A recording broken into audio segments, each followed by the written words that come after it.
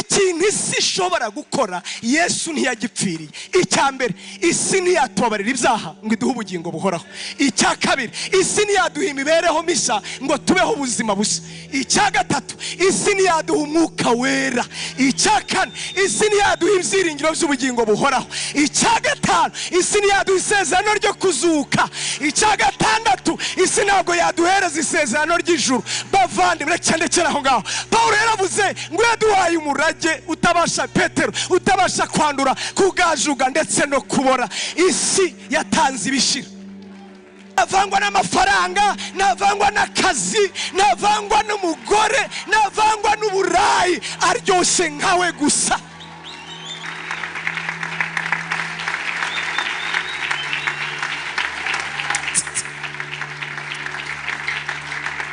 Ngaho mwiyicarire. Yesu abahe umugisha.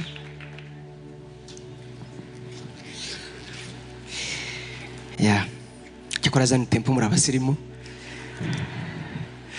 ubwo natwe tubyigiyeho. Imana ishimwe, Imana ishimwe.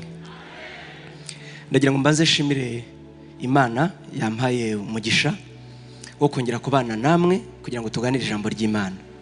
Yakoze kuntera iteka ikabona ko nanjye nkwiriye kuba muri nezeza ijuru. Yavuze ko ari ku nshuro ya gatanu. Ku nshuro ya mbere ndumva nari mpari, hari n'iya kabiri n'iya gatatu, kirekeye akana hari n'iya gatanu nagiriwe ubuntu. Kugira ngo mubyumve neza, avuye hano avuga ko kano gatuti gahenze, none ngewe barakampaye. Mwarakoze rero, Imana ibahe umugisha. Kandi intero nyir'urugo ateye niyo wikiriza. Nanjye ndashimira Apotre Gitwaza, kubera ko nyine niko bimeze hano. Turamushimira ko yaduhaye uwo mugisha natwe tubwirize ubutumwa bwiza. Imana imuhe umugisha.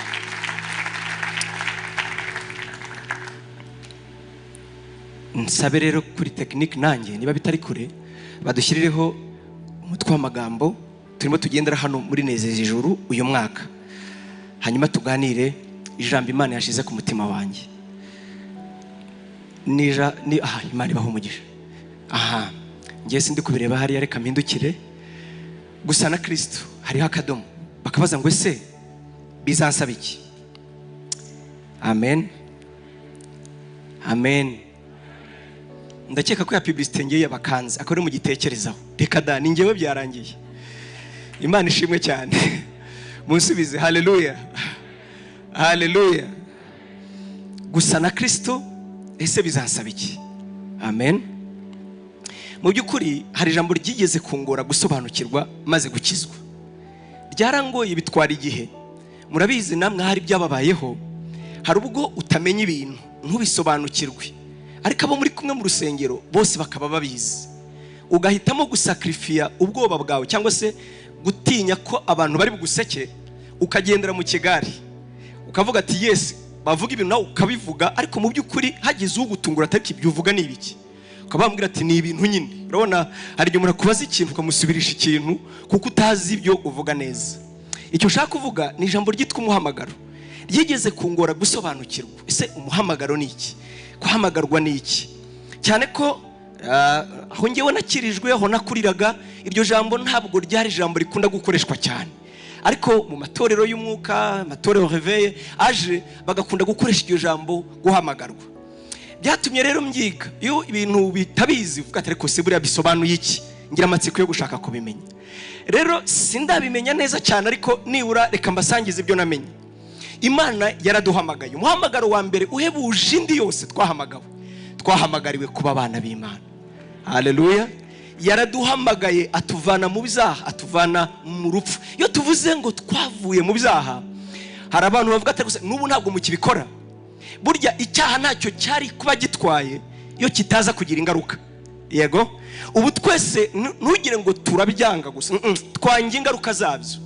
Icyaha aho nakirijwe, ahantu natinze, baracyangaga ku buryo bajya bavuga ngo icyaha ngo nimishira nkwihishemo maze ngusigire ubumuga. Urumva, kugira ngo bumvikanishe ububi bwacyo cyo gatsindwa ni kibi koko, ariko ntacyo cyari kuba gitwaye iyo kitaza kuba gisiga urupfu, kandi urupfu rw'iteka. Iyo tuvuze rero ngo twakijijwe ibyaha, ntabwo ari ibi ngibi gusa, ingaruka zabyo nyabuna icyo bitera. Twakijijwe urupfu rw'iteka, ni ukuvuga ngo twahamagariwe guhabwa ubugingo buhoraho. Amen. Yesu amaze kuduhamagara uwo muhamagaro woroshye, uwo muhamagaro impamvu uvuze ngo woroshye, we yishyuye igiciro, ariko twe twaje ntacyo dutanze. Njya ntandukanye ubusa n'ubuntu, tujya twitiranya ibyo bintu. Ubuntu si ubusa, yego. Ubu mpamagaye pastor nkamuhereza rwose, nyemerera pastor wakire, ibi muhaye ni ubusa, yego. Rero ntabwo Imana yaduhaye ubusa, ahubwo yaduhaye ubuntu. Ubuntu butandukanye n'ubusa. Amen, amen, amen. Definisiyo z'ubuntu ziba nyinshi, ariko reka mpitemo iyi. Ubuntu baravuga ngo ni impano y'agaciro ihabwa umuntu ntacyo atanze, ngo akayihererwa kuko badashobora kubona icyo giciro. Uyiguhaye akayiguheshwa n'urukundo. Ni ukuvuga iki? Yesu Kristo yaduhaye impano y'agaciro yitwa ubugingo buhoraho. Byasabaga amaraso y'umwana w'intama atagira ibara, ntagire inenge. Nagira ngo umenyeshe ngo nge nawe iyo tuba beza tukitanga, ntabwo amaraso yacu yari gukiza nabyo ubwabyo. Si amaraso yari akenewe, oya, ni amaraso nk'ay'umwana w'intama utagira inenge, yitwa ya Yesu. Atanga ubuzima. Iyo tuvuze amaraso saya, oya, kuko umwanditsi w'Abaheburayo ibice 9 yaravuze ngo burya amaraso asobanuye ubuzima, ubugingo. Yaduhaye ubuzima bwe kugira ngo natwe tubone ubuzima. Amen. Ubuntu rero niki? Nicyo Yesu yishyuye cyitwa ikiguzi cy'amaraso ye, akacyishyura kugira ngo akigure cy'agaciro tutabonera igiciro cyitwa ubugingo buhoraho. Akiduhereza twebwe tutabikwiye, turabo gupfa, turabanyabyaha. Aravuga ngo nimwakire ubugingo buhoraho. Imana ishimwe cyane. Ntabwo ari ubusa rero yaduhaye ubugingo. Amen, amen. Ubuntu si ubusa. Iyo bavuze ngo kujya ku mupira ngo uyu munsi Uganda n'u Rwanda birakina, ngo ariko kwinjira ni ubusa, baravuga ngo kwinjira ni ubuntu. Uzi impamvu? Hari abishyuye. Wowe ntacyo uri butange ariko bishyuye. Kandi uzarebe kenshi iyo bibaye ubuntu abagenda n'abakene. Burya abakiri Imana bahaye impano yo kwiratamo. Iyo ibintu byabaye ubusa ntibaza, iyo byabaye ubuntu ntibaza. Niyo mpamvu Yesu yavuze ngo ndagushimira Data nyir'ijuru n'isi ko wowe watekereje ukareba abakene, abatagira kivurira. Haleluya, haleluya, haleluya, haleluya. Ubundi twihishe muri aya makoti gusa, turabatindi nyabuna. Yatugiriye ibambe, ahamagara abakene, ahamagara abatindi, out and in, imbere n'inyuma. Abakene mu mutima n'abakene araduhamagara, aduhereza ubuntu. Imana ishimwe cyane. Ngo muhamagaro wa mbere. Uwa kabiri rero, akimara kuduhamagara ukigeramo, mbere yo gutekereza gusavinga n'ibindi, yaguhamagariye gushushanywa n'ishusho y'umwana wayo. Niko twasomye iri jambo, twarivuze kenshi cyane. Bavandimwe, ngiyewe niko mbibona aho ngeze mpishurirwa. Umbajije ngo intego z'inzandiko za Paulo ni izihe? Mpereye ku Baroma, nkavuga Abakorinto, nkakurikiza Abagalatiya, nkavuga Abakolosayi, nkavuga sanga intego ari imwe, n'ukwibutsa abantu yuko bahamagariwe kugira ishusho, gushushanywa n'umwana w'Imana. Reka mpere mu Baroma 8:29 yaravuze ngo kuko abamenye kera yarabahamagaye, abahamagara kugira ngo bashushanywe n'ishusho y'umwana wayo. Abakorinto ibice 3:18, iryo jambo dusomeye ejo Antoine mu Gifaransa rero bavuga ngo yaduhamagare kugira ngo tugire ubwiza burenze ubwo twari dufite n'ubw'umwana w'Imana. Yabyandikiye Abagalatiya bo baramubabaje kuko ngo ni igitabo cy'intambara yo kwizera. Aragaruka arabwira ibice 4:19, aravuga ngo bana banjye batabo ndamukwa kugeza igihe Kristo Yesu azaremerwa muri mwe. Yariyo ntego, niwo mutima. Abakolosayi 3:10 yaravuze ngo ubwo yabahamagaraga kabeza. Imana ishimwe cyane, Imana ishimwe cyane, Imana ishimwe cyane. Yaduhamagariye kugira ngo twebwe tugire ishusho y'umwana wayo. Uwo niwo muhamagara. Ntabwo twahamagariwe, urabona harwo yarakoze Imana yo kabyara umwuka wera yahaye ihishurirwa papi akavuga ngo ujye unyibutsa impamvu y'agakiza kanjye, si ukugira ngo tube muri Zion Temple. Ubundi hari igihe bidushuka bigahinduka nk'ikimina, bigahinduka tukarwana ishyaka ry'amadini yacu, Zion yacu, urumva tukarwana nezeza ijuru yacu, tugahora muri ibyo. Nyamara icyo twahamagariwe nyamukuru ni ukugira ishusho y'umwana w'Imana, ni ugusa na Yesu. Amen. Ariko sinaje kwigisha calling, narimbo mbasuhuza ubu ngubu. Mbega narimo mvuga ngo kwibuke kuvuga ko twahamagariwe gusa na Yesu nyuma yo kuguha ubugingo buhoraho. Nta kindi cyatumye atakujyana mu ijuru, ni ukugira ngo mwisi werekane uko Yesu asa. Amen. Hari agatekerezo na anecdote, na agatekerezo ngo Yesu ageze mu ijuru ngo abamarayika baramwegereye baramubwira ati karibu kabisa, aterega bagukubita buriya twari duhari, nuko turabizi ko tutagutererana, ariko abantu baragutsibuye kweri, abaroma n'abagome kweri. Ubwo abandi ngo begera ku biganza bye bavuga ati baragutoboye kweri. Bandi baramubwira ati twari duhari, nimva nitwe twayirinze. Baravuga barangije, noneho umwe aravuga ati ariko ngiye sinaripfana, ariko buriya bagukubitira giki? Atuzi ko nta shuri usizeyo, nta torero usizeyo, nta vuriro usizeyo, nta ONG usizeyo, nta association, ukweri wakubitiragwa giki? Ngo Yesu arabasubiza ati nibyo koko, nta shuri nsizeyo, nta nitorero nsizeyo. Itorero mvuga ni idini. Nta nubwo sizeyo bank, urabona, nta nubwo sizeyo ikindi kintu. Atariko hari ikintu kimwe gusa nsizeyo, ni abagabo 12. Abagabo 10 n'abangahe?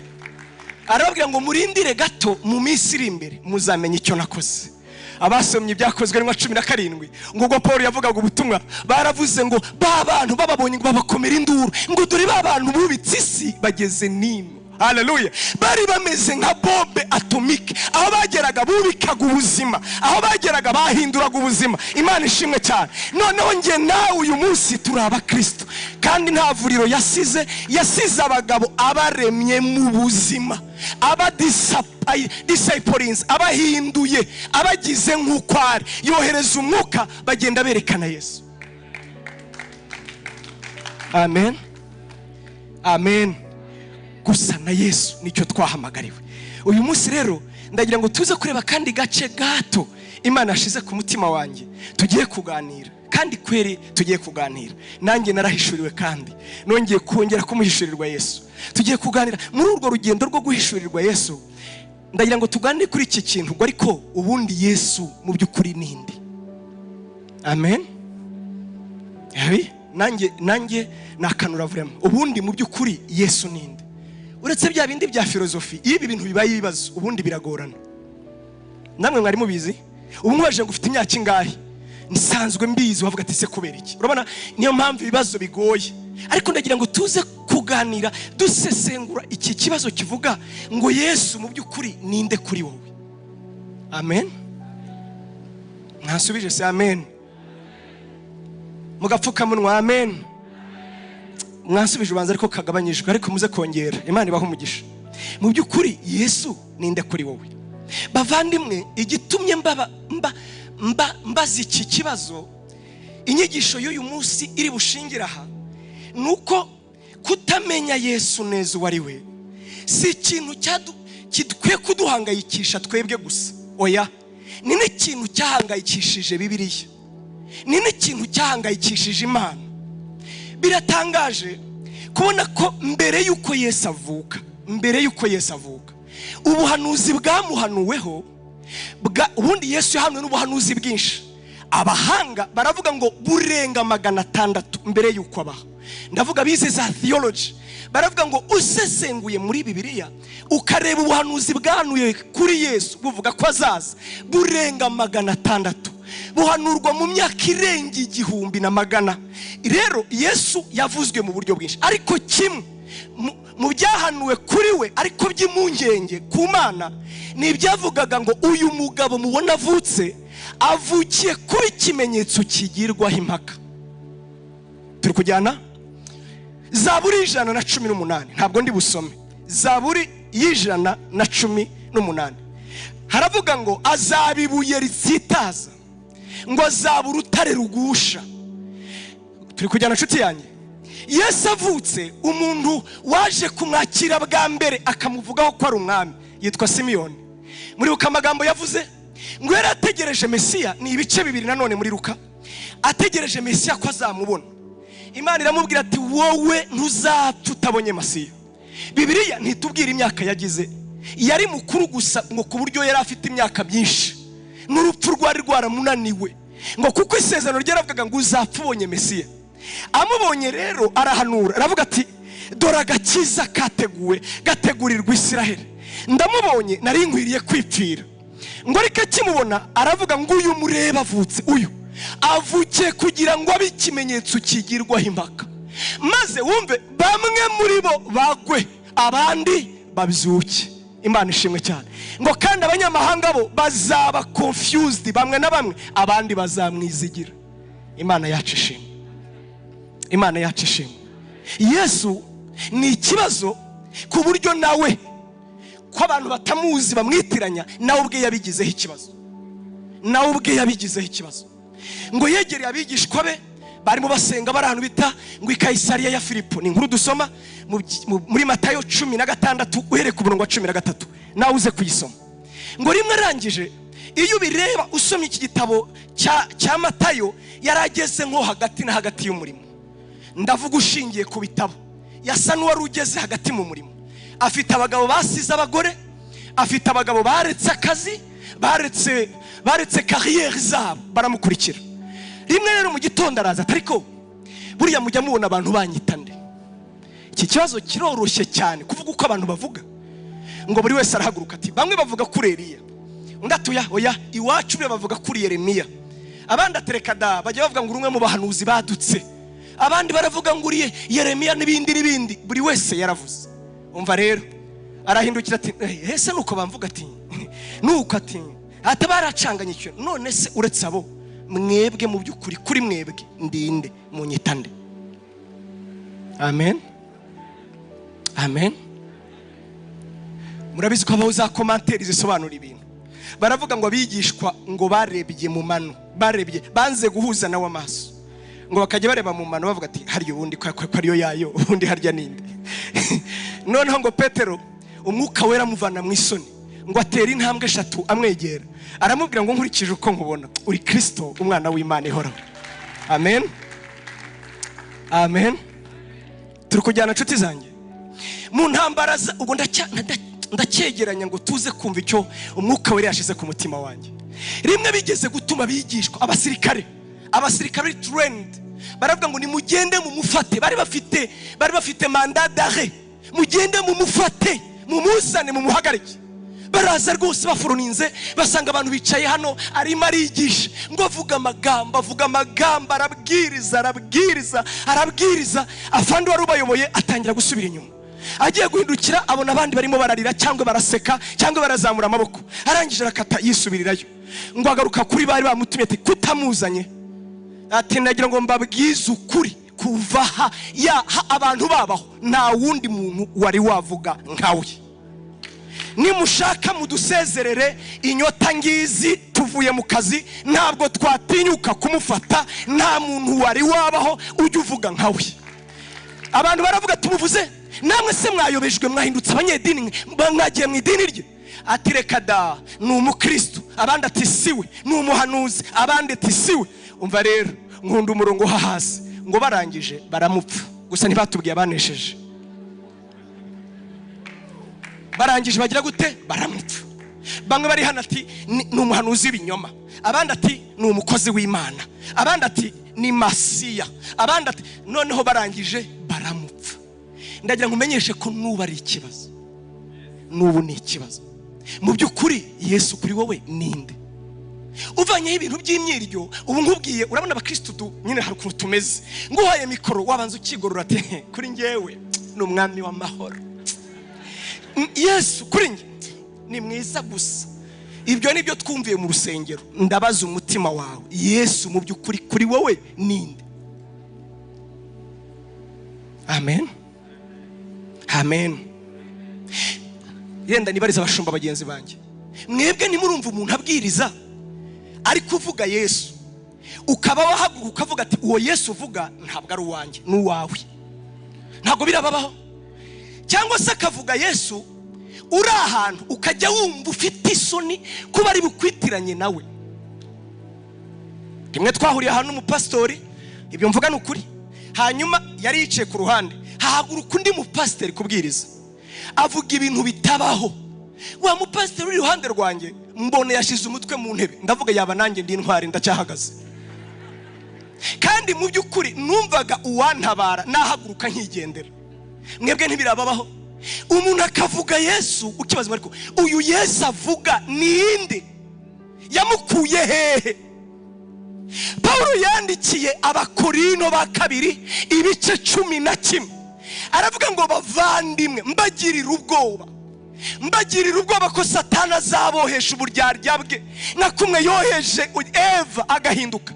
Ngo kuko muri ino minsi hari abantu baza bababwira Yesu wundi tutababwiye. Hari abantu bavuga Yesu ukibaza ngo Yesu wa hehe, bamukuye hehe? Yesu kuri wowe ninde? Tuvanyeho Yesu ninde? Haleluya. Watwigishe kare yavuze ikintu cyiza, reka nkifashisha. Yavuze ngo muno minsi dufite abantu b'uburyo bubiri. Wakoze pastor. Ngo bagwa mu buryo bubiri, abambere bagwa ibumoso abandi bakarwa iburyo. Hari abantu bakurikira Yesu bamara kumubonamo agafaranga, yabamara kumunamo ubuzima bwiza, mwahuraga kumindura ati ye baba pastor senga uracyabirimo mana yanjye. Ejo bundi mu Birigi hari umuntu twahuye arambwira ati ati mana uracyabirimo bya bintu twarimo mureto, nubu uracyabirimo. Atashe arambwira ati kandi we tuherukana gisinda, nubu aracyasinda. Nimwibaze namwe amaze kumwizinga niki? Nubwo ntiyihanga ntiyarazi ko ndi umupastori, yambwira ati icyoka atangira kunganiza inkuru z'ibyaka naho banywera na hehe. Ndihangana ndaceceka, sizi ukuntu amenye ko ndi umupastori. Ati bya bintu uracyabirimo mana, bya bintu urumva we. Mbega bakurikira Yesu, bagera ahantu babona akantu ukagira ngo ntibigeze bamumenya. Hakaba n'abandi nabo bamukurikira akagira icyabaha, yego akagira icyabaha, ugasanga ubutumwa bwabo buravuga ngo Yesu ngenda muzi, Yesu akura ku cyavu, nibyo koko. Yesu ngenda muzi atanga abagabo, nibyo koko. Yesu ngenda muzi atanga akazi, nibyo koko. Gusa ibyo nanone si bizo, kuko abafite akazi badakirijwe ni ibihumbi, abantu bashaka batazi Yesu ni ibihumbi, abantu barongorwa batanwemera ni ibihumbi, rimwe na rimwe izacu zigasenyuka izabo zikomeye ni ibihumbi. None se ubwo ni ngombwa ko bakira Yesu? Namwe nimumbwize ukuri. Niba muvuga akazi Yesu si ngombwa ndagafite, niba muvuga umugore naramubonye ni ngombwa se ko mugira? N'ikimenyimenyi rero ngo abangaba iyo hagize ikidakunda Yesu arabura. Rimwe rimwe igihe tubashuka ugasanga ubutumwa bwacu turimo turavuga personal experience. Twebwe ngewe Imana impamagara, inkweto zari zihengamye, none uyu munsi nambara inkweto zo mu Butaliyani. Iyo nguza amashati nyagura muri Koto Cafe, ubwo bamwe ntimurazi ibyo ari byo cyangwa ntawamenya. Nambara amakoti yo muri Louis Vuitton. Ubwo mbega urimo urabumvisha Yesu wakoreye. No the young men bari ahangaha bagakura bagakurikira Yesu icyitegerereza risenga wambaye amakoti yo muri Louis Vuitton. Ntabwo ari cyo twahamagariwe. Si uwo Yesu tuvuga. Bwa butumwa bwahari abantu yaranzamuye, dufite inzara yananiwe gushira iri mu mara no mu magufa, duhora tuvuga ibiryo. Yesu ni imyenda, Yesu ni imyambaro. Bavandimwe dukwiye guhindura imitekerereze.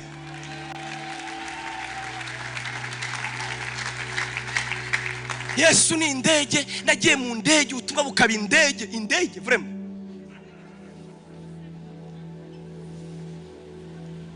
Yesu mu by'ukuri Yesu ninde kuri wowe? Ninde kuri wowe? Amen.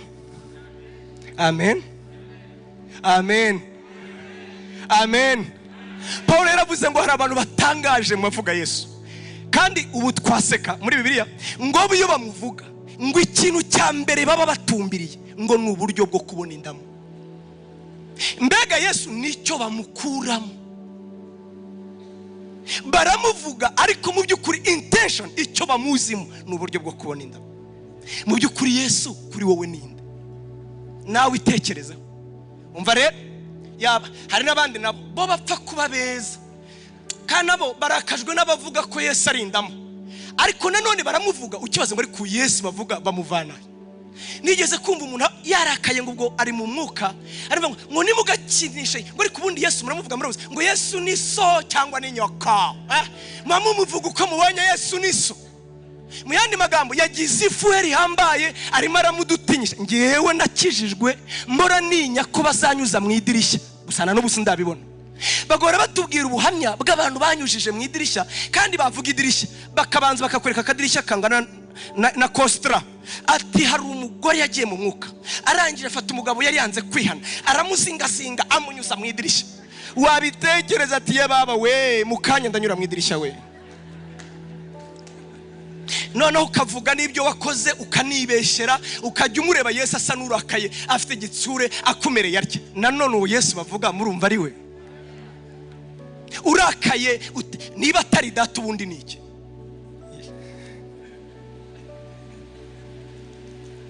Najya ngo mbabwire kimwe mu bizaha gikomeye bashinje Yesu, kimwe mu byo yapfiriye. Baravuze ngo uyu nguyu ngo uretse no kuzirira isabato ngo ahora yita Imana ko ari se bwite.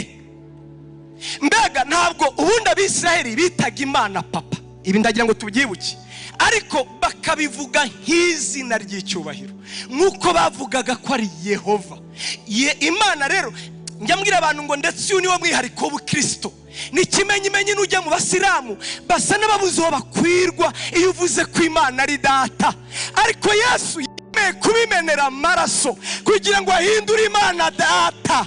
Yaravuze ngo nimusenga mujye muvuga ngo data wa twese uri mu ijuru. Yemeye gupfa ngo Imana ihinduke data kandi apana papa w'icyitiriro, data bwite. Yabimeneye amaraso. Reba rero tuba turamuvuga tubwira abantu ngo ari kuramukinisha niso yagukurama ayo menyo niso. Uwo Yesu nuwahe?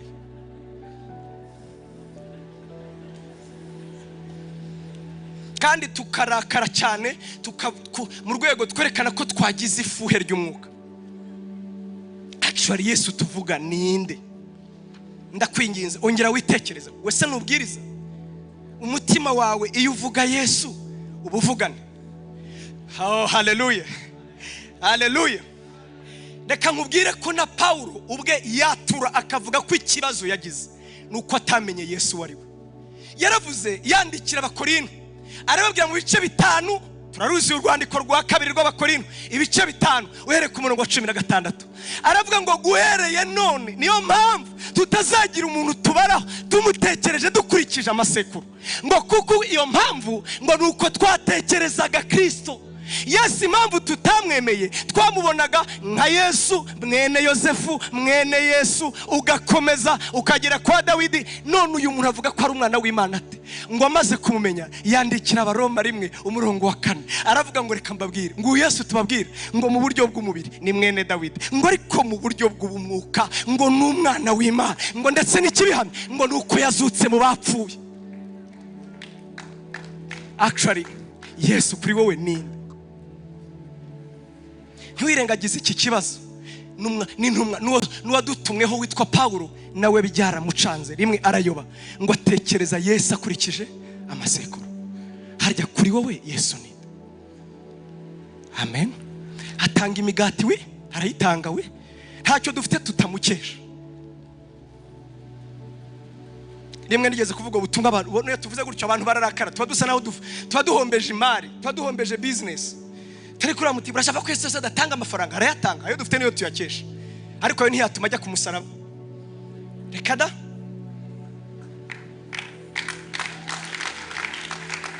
muzabaze abakire nyabo n'abakire. Burya hari abakire akaba n'abakire, murabizi namwe habaho abakire we. Abenshi ntibazi Yesu, ntibanamukeneye. Erega Yakobo yaravuze ngo mujya mwibuka abakire ngo nibo birirwa batuka rya zina mwitirirwa, ntibarikeneye. Ntago ari cyo cyaziye Yesu ngo abambwe. akazi kari gahari kuva mbere Yesu ataraza. Nawe wibaza ngo icyamuzanye niki? Hari uwambaje ngo nashaka ko Yesu yazanye gukora iki? Yazanywe no gukora iki isi idashobora gukora. Niba isi yatanga amafaranga, Yesu ntiyayapfiriye. Niba isi yatanga umugore, Yesu ntiyamupfiriye. Pastor Rwabikinga yigeze ko mu buhamya ngo hageze muri Amerika afite ubuhamya butajya busaza. Bure yabyaye ndabimuvugiye kandi kuvuga Yesu. Yaravuze ngo yabyaye amaze igihe kinini. Ngo ageze muri Amerika rero arita ku mavugo kuri Imana amuhaye urubyaro akabona nta mukristo n'umushiduka. Ariko se ari mu biki? Ibo iwabo hari abantu, hari imiryango myinshi itabyaye kuko itabishaka. Bahisemo kubana ariko ntibazabyara. Bakavuga ati buriya n'ubuswa bwo muri Afrika hano birashoboka kubyara, nta buhamya burimo. Turi kujyana? Icyo shaka kuvuga, yazanywe no gukora iki idashobora gukora. Ikintu isi ishobora gukora Yesu ntiyagipfiriye. Icyambere, isi ntiyatubabarira ibyaha ngo iduhe ubugingo buhoraho. Icyakabiri, isi ntiyaduha imibereho mishya ngo tubeho ubuzima bushya. Icyagatatu, isi ntiyaduha umwuka wera. Icyakane, isi ntiyaduha ibyiringiro by'ubugingo buhoraho. Icyagatanu, isi ntiyaduha isezerano ryo kuzuka. Icyagatandatu, isi ntabwo yaduhereza isezerano ry'ijuru.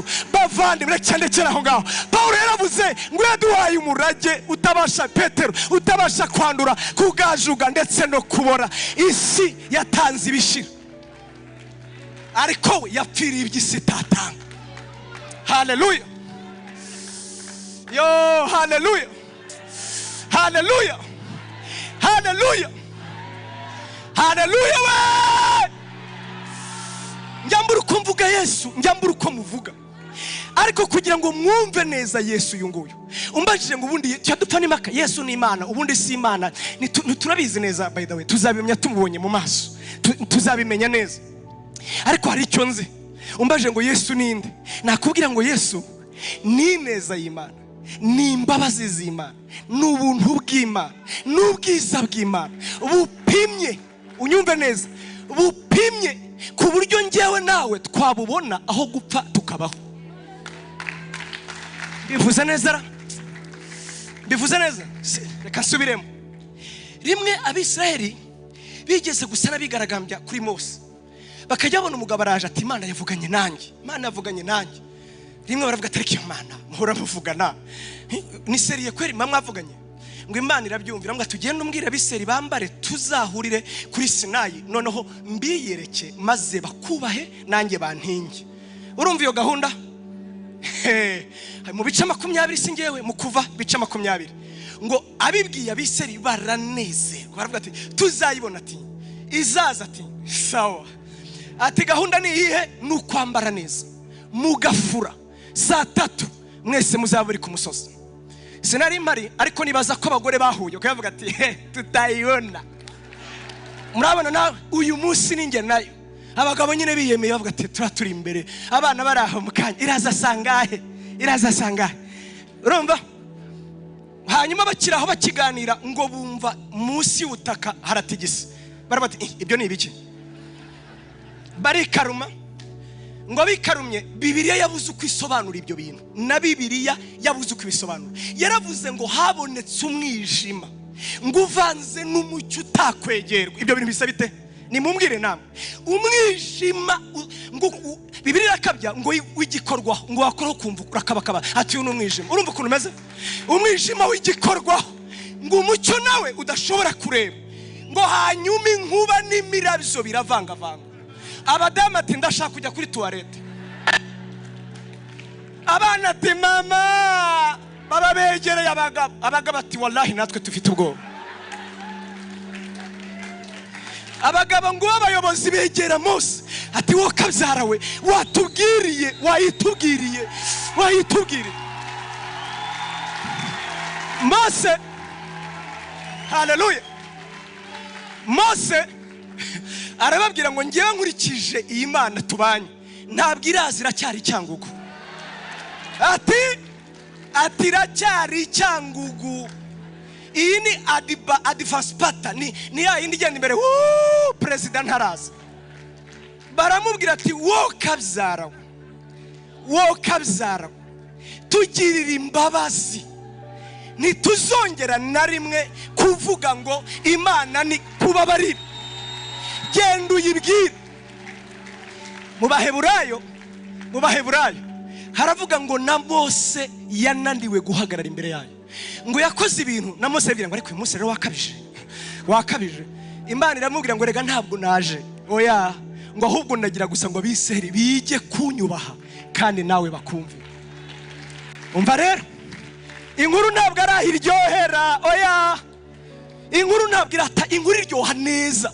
Tugeze mu gitabo cyo Gutegeka kwa 2 ibice 18, Imana iragaruka rero ibwira Mose aturibuka amagambo mwavugiye kuri Sinayi yuko mudashaka kuzongera kumbona, ati kandi ngewe sinabaho ntababona tutari kumwe. Umve gahunda afite rero, nzaboherereza umuhanuzi umeze nkawe, atari kowe muratandukanye. Kubera iki? We ijambo ryanjye rizaba riri muri we, ngo uzumvire uwo muhanuzi afite ubugingo buhoraho.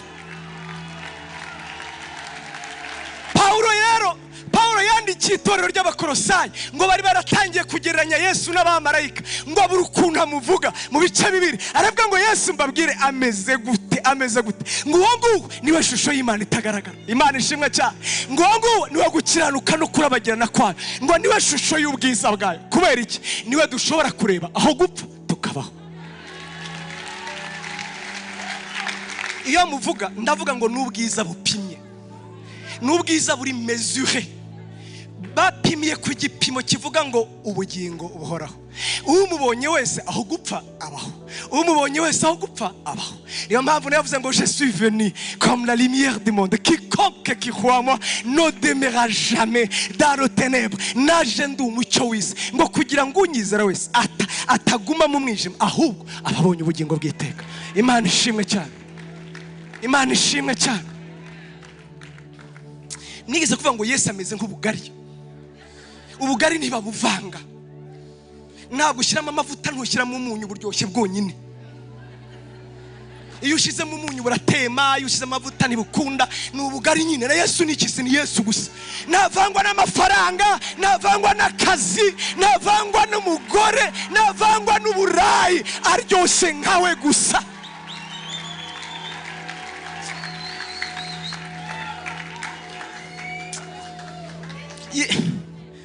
Hallelujah. Hallelujah. Hallelujah. Ubundi iriya presentation yariyo mwibagiyemo ikintu kimwe cy'ingenzi muzagishyiremo, n'ingaruka muzagishyiremo, ndabibisabiye. Pastor Senga yari umunyabyaha wo gupfa, Yesu aramubabarira, aramwakira. Ubundi hari igihe batubeshyera nukuri bakakuvuga batakase spécialiste dans le domaine je sais quoi, bakakuvuga fata ko bibagiwe ikingenzi. Ngewe nari umunyabyaha, Yesu arambabarira. Nari indushyi aranduhura, nari wo gupfa ntagira ibyiringiro. Mu by'ukuri Yesu angirira neza. Amen. Yesu kuri wowe ninde mu by'ukuri? Amen. Amen. Paulo aravuga ngo tubabwire ngo niwe kuzura kose kubumana. Unyumve neza, kuzura kose kubumana, ngo ariko mu buryo bw'umubiri. Yego, mu buryo bushoboka, mu buryo bukunda, mu buryo bwagira umumaro. Kuzura kubumana kose ngo kuri muri we. Uwo iyo wamumenye bavandimwe, wamumenye Yesu, wamenye uwo ari we.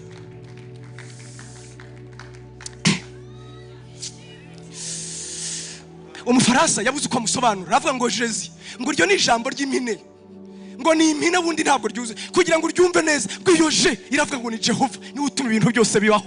Ngo iyo iravuga ngo ni Eternel, yabayeho isi itarabaho. Ngo iyo haleluya, iyo S ikavuga ngo ni Sauveur, ni umukiza wenyine. Iyo ikavuga ngo unique, nta wundi agakiza kabonerwamo. Ngo iyo S ikavuga ngo Yesu ni umwami w'abami, umutware utwara abatwara. Ubuse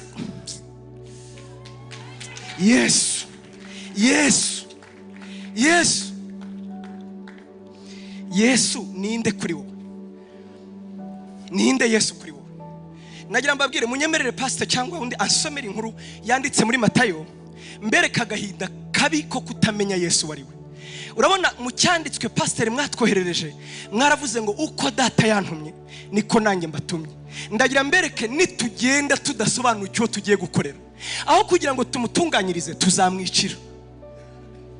Nsubiremo, nibyo koko dukwiye kuvuga Yesu, ariko kuri nge nagusaba ngo ariko ugiye kuvuga uramuzi, tinda mu experiencinga, nugenda umusaruro uzaba. Erega nawe ntibyamutwaye imyaka myinshi, yari 3 n'igice gusa. None se umurimo ntimuwureba? Icy'ingenzi ni ukumenya Yesu. Somera pastor Matayo ibice 25 here ku murongo wa 14, ni inkuru itari ndende cyane kugera ku murongo wa 30. Matayo 14 kugera ku murongo wa 30. 24 pardon na 5 murongo wa 14. Bibiliya iravuga ngo bizaba nk'ibyo umuntu wari ugiye kuzindukira mu kindi gihugu, ahamagara abagaragu be abasigira ibintu bye. Aha umwe amuha itarano 5, undi amuha 2, undi amuha 1, uko umuntu ashoboye arazinduka. 16 uwo mwanya wahawe itarano 5 aragenda arazigenza, agenzuramo izindi tarano 5. N'uwahawe 2 abigenza atyo, agenzuramo izindi 2. Ariko wahawe 1 aragenda acukura umwobo ayishamo itarano ya shebuja. 19 maze iminsi myinshi ishize, shebuja wabo bagaragaraza abarana nabo umubare w'ibyo yabasigiye. Wahawe itarano 5 arazazana izindi tarano 5, ati databuja wansigiye itarano 5, dore nazigenzuyemo izindi tarano 5. Shebuja aramubwira ati nuko mugaragu mwiza ukiranuka, wakiranutse muri bike, nzakwegurira byinshi, injira mu munezero wa shobuja. N'uwahawe itarano 2 araza aravuga ati databuja wansigiye itarano 2, dore none nazigenzuyemo izindi 2. Shebuja aramubwira ati nuko mugaragu mwiza ukiranuka, wakiranutse muri bike, nzakwegurira byinshi, injira mu munezero wa shobuja. N'uwahawe 1 araza aravuga ati databuja narenzi kuri umunyamwaga, kusarura aho utabibye, kuhunika ibyo utagosoye, ndatinya ndagenda misha itarano yawe mu butaka, dore ngiyi byawe urabifite. Ariko shebuja aramusubiza ati wa mugaragu mubi we, wa munyabute we, ko wari uzi ko nsarura aho ntabibye, nkunika ibyo ntagosoye, itarano yawe ni wari ukwiriye kuyiha abagenza, nanjye ni wari ukwiriye kuyiha abagenza, nanjye naza ukampana iyanjye n'inyungu yayo. Nuko ni muyimwake muyihe ufite itarano 10, kuko ufite wese azahabwa akarushirizwaho, ariko udafite azakwa n'icyo yari afite. N'uyu mugaragu ntacyo amaze, mu mujugunye mu mwijima hanze, niho bazarira bakahayekenyera amenyo. Imana idutabare. Amen. Imana ishimwe cyane. Uyu n'umugani Yesu yaciye arimo asobanurira abantu ibizaba ku munsi w'imperuka, ariko yawucaga cyane avuga bya bindi by'abanyarwanda ngo reka mbwire gito cyundi icyanjye cyumvireho. Yasaga nk'atongera abigishwa be abagira ati dore ukwe mukwe kugenza umurimo nabasigiye. Rero uyu mugani igituma ndawukunda, mu by'ukuri wigeze kumbera ikibazo. Rimwe umukristo ku rusengero wacu yampaye lift anahanye, none tugeze mu nzira arambwira ati pastor, ati hari inkuru yo muri Bibiliya ngewe ijya imbabaza cyane.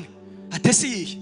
Ati inkuru iteka ryose iyo mbwije Imana ukuri, mbwira Yesu ngo ujye urenganya, ndikanga nti kabisa njya mbwira Yesu ngo ujye urenganya, ntundakarire ariko ujye urenganya. Ndaba niyo nkuru ni yihe? Ni inkuru y'igisonga Yesu yaciye hanze amuziza ubusa. Ndamubwira nese gute? Ati none se wowe usobanukirwa uturiya mugani w'ibisonga Yesu yasigiye itarano? Uriya muntu waje akabwira shebuja ati databuja natinye kuri umunyamwaga, yamujijije iki? Ati rengewe ikiri cyo nangira Yesu ni umunyagitugu. Ni kubera iki? Yanga bamubwiza ukuri wari we. Uranyumva neza? Abimbwiye twarihutaga ngo yari yampaye lift, kandi ngo baguhe lift ugomba kugishaka ibiganiro nyine bijyanye n'inkuru za boss. Nanjye nyine nagombaga kutuza buhoro buhoro, ariko bituma nicara ngo ntekereze iyi nkuru. Ndicara ndibaza ngo ariko se ko kubundi ko ariyo yayo, uyu muntu yazize iki? Uyu mugaragu yazize iki? Mwebwe uko mubyumva yazize iki? Yasigiye abantu ngo abagaragu. Icyo nkundira inkuru isobanura neza ubuntu bw'Imana uko bukorera muri twe. Ngo shebuja yaraza abagaragu be, cyo turacyemera. Icya kabiri ngo akamenya ko uyu ashoboye gucuruza byinshi, aramuzi mu bunyangamugayo, amuhereza 3. Uyu nawe yaramuzi abati ntanganya n'uyu murava, amuhereza 2. Azana nuriya nawe aravuga ati amuhereza 1. tazasigara abuza abantu avuga amagambo akwiza. Urumva yaramuzi ko adashobotse, bati nintagira icyo muha noneho nta kizakorwa. Aramuhereza, timaze muzigenzure. Baragenda kuzigenzura no kuzicuruza, baracuruza barakubara. Shebuja yasize atababwiye igihe azagarukira. Yego, iryo ni ihame. Hanyuma ngo baracuruza, igihe kigeze databuja rero araza. Aje uwambira ati boss, nukuri ntako ntagize, vide murabizi ko yari yarateye, twaragerageje vraiment, none byagenze bite? Dore ngizi izindi 5. Shebuja amureba ati oh mugaragu mwiza, injira mu munezero n'abateguriwe ibirori uyu munsi vraiment, kandi uri umugaragu mwiza, ntawe yigeze agaya uko yakoze. Icyo turakijyana, injira mu munezero wa shobuja. Uwa kabiri nawe araza ati nanjye nagerageje, havuyemo izindi 2. Naramubwira ati nawe ni sawa, injira mu munezero wa shebuja. Igicana wa rero araza, nawe barateremye, araje ati boss, ngiye vraiment ntayo nacuruje, impamvu ni ndakuzi. Atunze ute? Icya mbere uri umunyamwaga, icya kabiri usarura aho utabibye, mu yandi magambo uri umujura. Icya gatatu narinzi ko nibeshye ngahomba, nabura n'ibyanjye n'ubuzima kuko wankuraho. Hamwe ati wa mugaragu mubiwe. Umva rero ikibazo aho kiri, umva ikibazo aho kiri. Izi taranto zigereranywa n'impano Yesu yaduhaye ngo tujye kumukorera. Uyu databuja uvugwa nta wundi ni wowe wivugaga. Yego, aduhamagara duhereza impano akurikije ubushobozi dufite. Ndagira ngo mbabwire, umusaruro dutanga ushingira ku mitekerereze nuko tuzi databuja. Uranyumvise? Umusaruro dutanga ntabwo ari uko waririmbye neza, si uko wasenze cyane, oya. Burya ibyo ukora wakagombye kwibaza ngo databuja nkorera ateye ate? Yatekerezaga ko shebuja ari umunyamwaga. Ubu mbivuze mwavuga ati mbega igisonga kibi we, hakuze ko cya gisonga cyari kibi. Inyamara mukanya urasanga nawe ari ukumeze. Ngewe nzabaririmbyi nahoze mbivuga kare babiretse. Muhura ukabaze ko waririmbaga wabirekeshejwe n'iki? Uragira ngo Yesu azanyikubitire? Turi kujyana namwe mwarababonye. Hari abantu baretse kujya mu rusengero. Igitangaza iyo ndwara iri hirya no hino ku isi. Mwene data, itorero rusengeramo niriye. Ngiye amaterero y'ubu nabonye yarananiranye. Nahisemo kuba mu rugo ntaziburira ubugingo buhoraho. Kubera ko databuja bakorera ntabwo bamuzi. Bazi ko bibeshe yabarimburana n'ubuzima bwabo. Bazi ko databuja yibeshe ari umugabo w'umunyamwaga.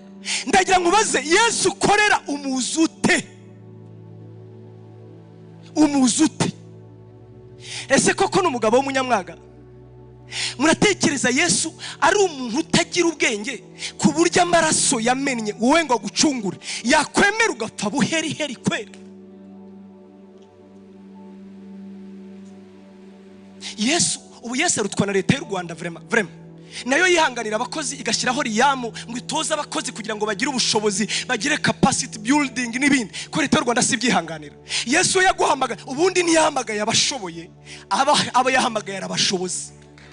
Icyo ashaka umuzute, umukorera umuzute. Erega ntabwo ari uyu wonyine. Nusoma hasi 31 ngo akaga kazaba nabazamwegera 31 ngo bazamwegera bamwe abashyira iburyo abandi abashyira ibumoso. Umva ngo bari iburyo ngo azababwira ati bavandimwe ndabashimiye, nari nshonje murangaburira, nari nambaye ubusa muranyambika, ndi mu nzu y'imbohe muransura. Ngo bamwegera ngo ati ntawe ariko rero dushimira, ariko witubeshyera vraiment. Wowe wafunzwe ryarisi ko muri 1930 hajya yaba nk'urumogi, wewe wagiyeyo ryariho.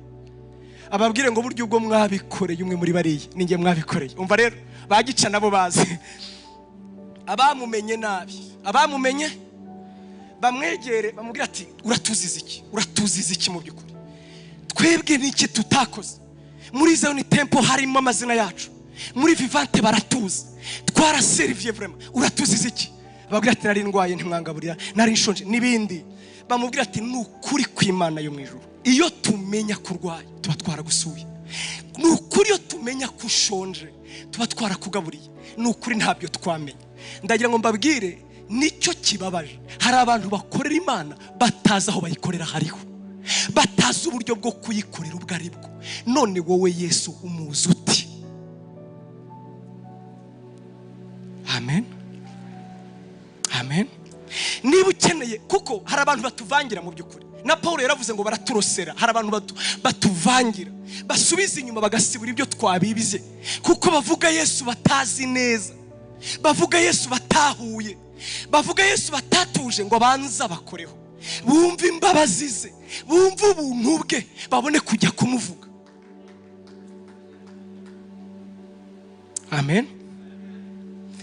Ariko ngarukirije aha, ntabwo naba ngiye ngusubiza. Ikibazo cyanyuma ariho ndangiriza, urambaza ati none se ngirene kugira ngo mumenye, nakora iki kugira ngo mumenye? Nagira nkumenyeshe ko ntabwo ari ishuri babyigamo. Oya, ntabwo Yesu bamwiga mu ishuri. Nakunze Imana cyane. Uzi impamvu? Iyo baza kuba mwiga mu ishuri, abatarize baba babaye marginalize, bazapfa batamubonye. Ahubwo Yesaya par contre yaravuze ngo iyo nzira izitwa inzira y'ababana, ngo n'abagenzi baba ari abaswa ntibazayiyoba. Urumva neza? Ntibisaba amashuri, ntibisaba sona by the way na donc rekada na diku, bisaba gusa ikintu kimwe, kumuhishurirwa. Yesu ntibamwiga, baramuhishurirwa. Turajyana nshuti yanjye? Yego. Yesu ntibamwiga, baramuhishurira. Paulo yandikiye abakoro na Efeso, arabwira ati bavandimwe, numvise ibyo kwizera kwanyu birampimbara, biranezeza mu mutima. Numvise uburyo kwizera kwanyu ni igihangange. Ati nanjye maze kubyumva rero sinsiba kubasengera, kugira ngo Imana se y'umwami wacu Yesu iboherereze umwuka wo guhishurirwa, maze bitume mugira gute? Muyimenye. Tuyimenyera hese? Ubwiza bwayo buri mu maso ha Yesu. Muribuka umunsi umwe Yesu yavuze amagambo ngo acanga abigishwa. Barangije Filipo aravuga ati birakabije, wirekera kutuvanga. Umva ikintu kimwe, twereke Data wa twese gusa biraba bihagije. Yesu ati wallahi Petero, Filipo, n'igihe tumaranye wari utaramenya? Umbonye ababonye Data, umbonye ababonye Data. Urambaza ngo nkwereke Data? Arasarya. Asate se Yesu asa n'imbabazi, asate Yesu asa n'impuhwe, asate Yesu asa n'ineza, asate Yesu asa n'agakiza, asate Yesu asa no kwicisha bugufi, asate Yesu asa n'urukundo rw'akabura rugero, asate Yesu asa n'umuntu utanga impuhwe akazura abanyabyaha nkatwe, asate Yesu yemera abatarabo kwemerwa, asate Yesu. Reka mbabwire, ningaruka nzabigishirira izina rishya namenye muri Yesu. Bibiliya avuga ngo yitwa Amen. Uratekereza ngo ni mu byahishuwe yaravuze ngo wiyita Amen. Aravuga ati burya iryo jambo rirakabaho. Amen biravuga ngo bibe bityo. Kubera iki? Paulo yaravuze ngo amasezerano yose n'ibyo Imana yadusezeranije ngo muri we nimo yego na amena biri. Inde Yesu. Reka mbasabe muhaguruke tuvuge ngo Yesu, Yesu, Yesu, Yesu, Yesu, Yesu, Yesu, Yesu, Yesu. Nshuti yanyu, ntabwo batanga amafaranga, ntibabirwanira. Yesu baramuhishurira. Bamuhishurirwa gute se? Kandi ibyo baravuze ngo birya bicaye abarambiwe batashe. Mwicaye gato. Umupasiteri umwe yarwaje umwana, ngo arwaza umwana araremba pe. Iki gitekerezo nagitwaye pasiteri wanjye kandi twarabyumvikanye ngo ndagitwaye uzajye wemera ngikoresha. Noneho ngo amaze kurwara araremba, yari umwe umwana w'ikinege kandi ngo yari inshuti y'Imana. Arangije abwira Imana ngo ariko ibyo uri kwigira ni ibiki? Nkiriza umwana. Ubu wowe yaza kuba ari wowe urwaje Yesu, umugira ari umwe. Kubizi ko ndi inshuti yawe, ngewe nakwigira nk'ibyo wigira? Nkiriza umwana. Ngewe nawe turi inshuti, nanjye ni ikinege, nkiriza umwana nkuko nawe ntakurya, nkiriza umwana. Noneho ngo Imana iramubwira ngo rega wirakara ngo nuko njya ngenza inshuti zanjye. none aravuga ati baba we nagatangaye impamvu nawe ugiranye. Ati niba ari ukugenza abantu niyo mpamvu ugira inshuti nke. Yesu abamushaka ntaho bajya, bamutegereza nkavuga ngo tutakubonye tuzapfira, tugira dutese. Ni wowe soko y'ubugingo, ni wowe. Burya Petero nta kindi yarushaga abandi, murabizi n'amafuti yahoraga bazanira ibibazo, yatanze ibitekerezo bicuramye, yavuze rimwe na rimwe ahubutse. Petero yari yaragowe akagakunda Yesu. Rimwe Imana aramurebye ngo utekereze igice kimwe, aramureba ati ni umwuka wa data ukubwiye ibyo, n'ikimenyimenyi zubaka itorero kuri wowe. Hasi paragrafi yo hasi abarongeye arashanutse ati we ntabwo uzapfa. Yesu ati Satani mva inyuma. Wa wundi nyine uratekereza yahoranaga amajaribu. Rimwe rero Yesu avuze amagambo ngo abantu baragwa ngo bakajya bamureba ati wallahi nitugaruka uzamenye ko twasase. Basubira inyuma, abandi ati Jania 12 barasigaye bavuga ati homboka turajya heza, ubwato barabutwaye, business yarahombye, turajya heza. Bagumaho nawe arabareba ati namwe murashaka kugenda. Petero aramureba ati wallahi nubwo uvuga ibintu bitumvikana, wowe ni wowe ufite amagambo y'ubugingo, twarakubonye ibyo uvuga birahebuje, wowe uri kibirengeye, urahebuje. Yesu aramureba ati nicyo ngukundira.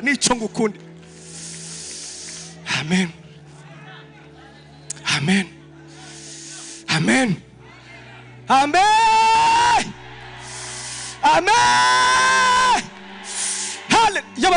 Hallelujah.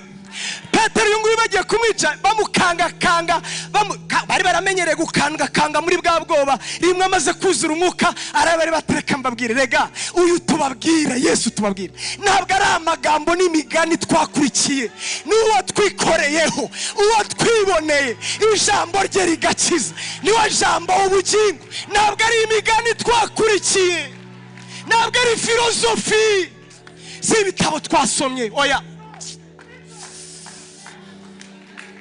si ibitabo twasomye, ntabwo aribyo bizi Butare. Baramwexperiencinga, baramwumva Yesu. Giye gutera ubwoba niba utaramwumva mubwiza ukuri ati ko ntabyumva se. Simbyumva ngewe, uriya mutipe aravuga cyane ariko ngewe simbyumva, no problem. Umubwiza ukuri ati basi nkoraho mbyumva. Samaranga mutima in deep. Zaburi Dawidi ajya gahanura Yesu akabivuga kera, akivuga mu buhanuzi 34:36. Yaravuze ngo abamurebyeho bose baviriwe n'umucyo, ngo nikimenyemenye mu maso habo ntihazakorwa n'ipfunwe ukundi. Nshuti yanjye icyamukamenya Yesu ninde kuri wowe? Uzajya kumukorera niko gushaka, banza umenye uwo ari. Ongera umubwire ngo nyiyereka Yesu. Nawe kandi arabizi ntibyakunda utamumenye. Petero amaze kuvangirwa, burya Bibiliya yandikanye ubwenge. Bwa mbere yarahishuriwe Yesu yatamubwira ati utiyemera ndakuzi, uburaje uzamura intugu, ni umwuka wa data ubiguhishuriye. Ni nayo mpamvu nanjye nzubaka itorero kuri urwo rutare rwo guhishurirwa Yesu. Yego. Hanyuma babaje ati tugiye Yerusalemu kandi nta kabuza umwana w'umuntu azagambanirwa. Petero baravangiwe ati ntabwo zapfa, atangira ati mvi nyuma Satani. Hanyuma 17 ibice 17 aratekereza ngo ahita afata inkingi 3, Yakobo, Yohana na Petero, ngo bazamukana ku musozi kugira ngo akire iki yongera abiyereke, kugira ngo bongere bamumenye. Ukeneye kongera kumenya Yesu, ukeneye kongera guhishurwa Yesu. Amen. Yesu kajya umuvuga nta mafaranga arimo, Yesu kajya umuvuga nta nkweto nziza zirimo, Yesu kamuvuga atari uko imyaka yabaye myinshi wagumiwe cyangwa arongowe kare. Yesu kamuvuga akakubera Yesu. Ingingo umwuka wera aguhishurira Yesu. Kandi nanjye nicyo cyifuza. Buri gihe umwaka urangira burya nzi ko biri buhinduke. Sinzagaruka. Umwaka uzongera urangire nize ndange ndamutumbiriye tu, kandi nta umutumbiri uzakorwa n'isoni.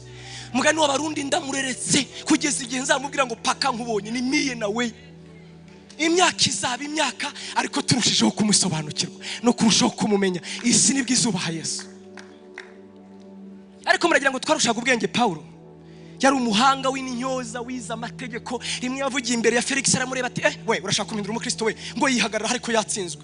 Ngo ubundi mushiki we mu gitondo hatanu hari umugabo uvuga ibintu, iyo nkuru ndi kuvuga sindi gukabya n'ukuri ko byanditse, ndavuga mu byakozwe n'intumwa, ngo bamushyiraga bamujyanye i Roma, ngo aravuga ibintu ariko ibintu bye ngo kabisa biteye ubwoba. Ngo ahamagara rero umwami twa Agripa n'abandi ngo babanyacyubahiro, ngo baza kugira ngo Paul babwire. Ngo aravuga ngo umwami Agripa ubwoba buramwisha ati mubwira ahagarara azakomeza ejo.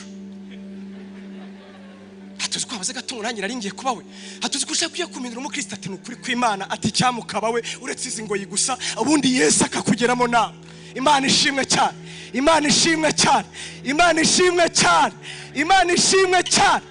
Yagiye kubwiriza mu mujyi wari ukomeye witwa Abakorinto w'abacuruzi, aravuga ngo ubwo nazaga iwanyu nashize filozofi hasi, nashize amategeko hasi, sinaza mbabwira ubwenge n'ibihamya. Nyamurenge twakoze ibi, iye muri 98 twakoze oya, sinababwiye ubwenge, nahisemo kutagira ikindi mbabwira uretse Kristo Yesu wabambwe. Uwo nguwo namuvuganye imbaraga ndetse n'umwuka. Yesu inde reka ndekeraho, nagira ngo mubakundishe basi na wapenda basi pe. Noneho nongere mbabwire tuzamuvuge, ariko urifuza kumuhishurirwa icyama akongera akatwiyereka. Amen, amen. Uzabaririmbyi batahishuriwe Yesu taratuzanye ariko ni gato yihumura. Abaririmbyi batahirimbye Yesu batahishuriwe Yesu inganzo ireguka. Murabizi Bushomba avuga ngo inganzo yegutse, inganzo ireguka. Ukajya wumva arimo araterateranya ruya Yesu ye nyine, ariko Yesu yo yaje yahishuriwe Yesu.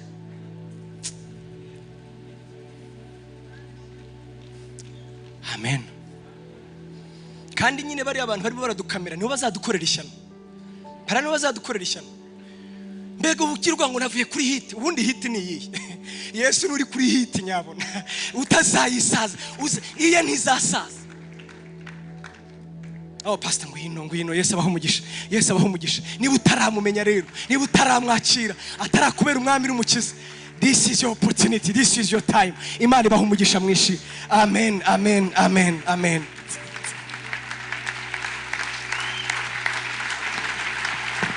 Reka twongere Imana amashimeshi kubwira ijambo ry'Imana. Amen. Haleluya. Izina rya Yesu risumba yandi. Haleluya. Haleluya. Nashima Yesu ko yaduhaye umutungo ukomeye. Haleluya. Abiringiye Uwiteka bameze nk'umusozi wa Siyoni, ntabwo ubasha kunyeganyezwa ahubwo uhorohamye iteka. Ndashimira Uwiteka ko nk'uko imisozi igose i Yerusalemu ariko agota abantu be, uhereye none ukageza iteka ryose. Ntabwo bikoze isoni kwiringira Uwiteka. Ndashimira Uwiteka ko atigeze ankoza isoni mutegereje ku musozi wanjye. Yagize neza kumbona, yagize neza kungirira ibambe. Ndakwiringiye mubanje imbere, sinkorwa n'isoni turi kumwe mwami wanjye. Ndakwiringiye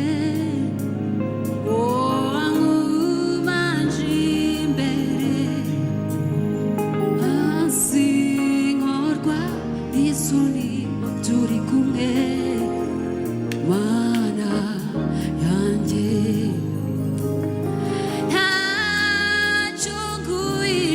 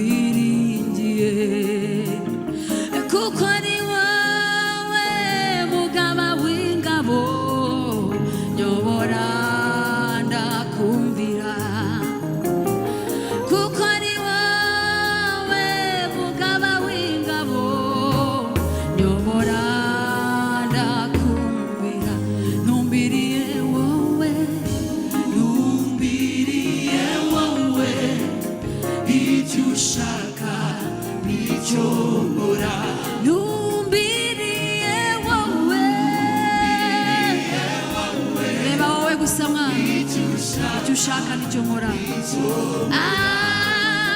ushaka konja ajyayo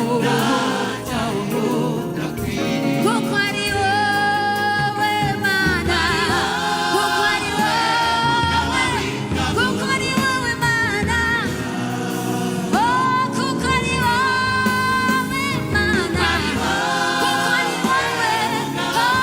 kuko ari wowe Mana wabereye